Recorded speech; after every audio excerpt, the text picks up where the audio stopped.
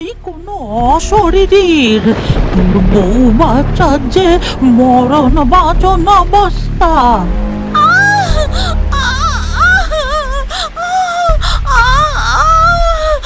মাধবীর ব্যথায় কষ্টে কান্নার শব্দ গোয়ালে কপিলাও শুনতে পায়। সে পশু হলেও সবটা বুঝতে পারে।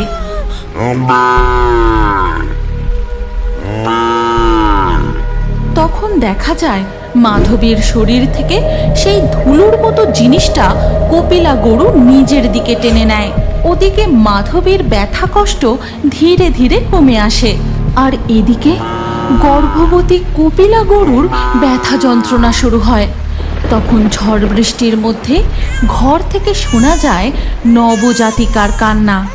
ও গোবিন্দ, ভগবান সত্যি কৃপা করেছেন, তোর বউ কন্যা সন্তানের জন্ম দিয়েছে, আর দুজনেই একদম সুস্থ সবল।